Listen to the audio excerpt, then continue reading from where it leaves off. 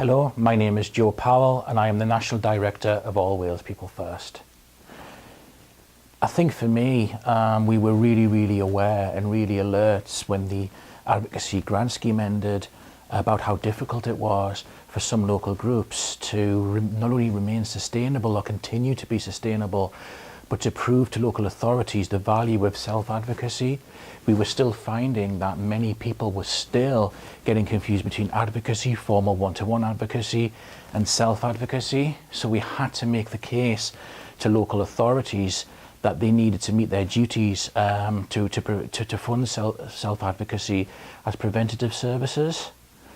One of the ethos of All Wales is that we share information and share knowledge. On that basis, I think it's definitely right that we share this toolkit with anybody, even outside of the People First movement, especially if it helps other people with learning disabilities.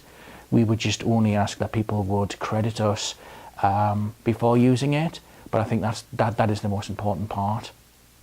I want local groups to use this toolkit not only to measure their projects to make sure they're following the mirror principles of self-advocacy as identified in our 2016 National Conference, but also as a way of demonstrating to local authorities that they're meeting their needs as preventative services under the Social Services and Wellbeing Wales Act. I really desperately want groups to take that opportunity and use the toolkit. The toolkit is fabulous and it's something that I'm really proud that we are associated with, but it is a toolkit. It's not a magic wand, and it will only work as a tool if used properly, like any tool. This product will ultimately be owned by All Wales People First.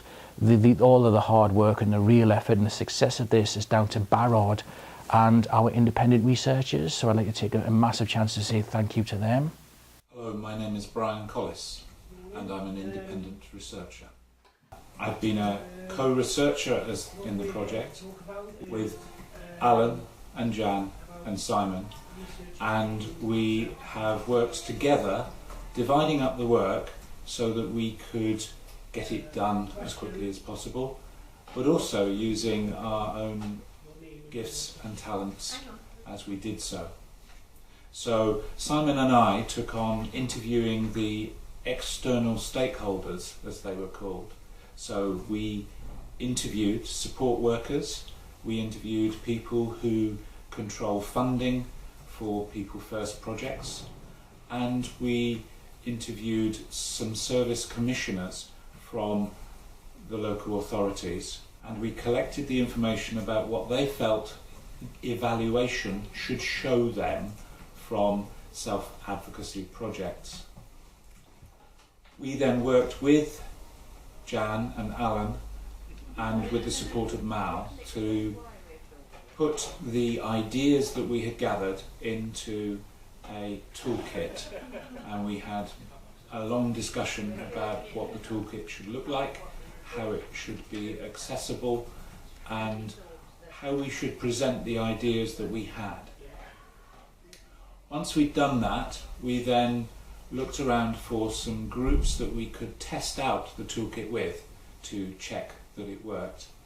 And Simon and I worked with two groups in South Wales where we introduced the toolkit and then let them use it in their project.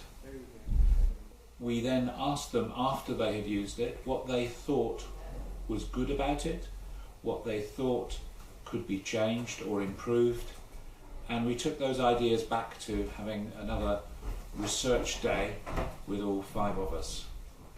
That then gave us a toolkit which we could publish, and that's the toolkit that you see today. It's something which you can use to help keep you on track when you're thinking about evaluation.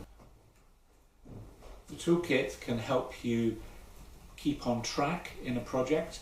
The toolkit can help you ask the right questions, and the toolkit will help you keep focus in any meetings you have to review a project, so that you can come out with answers that everybody agrees on and answers that hopefully will help you get more funding for projects like the one that you're doing.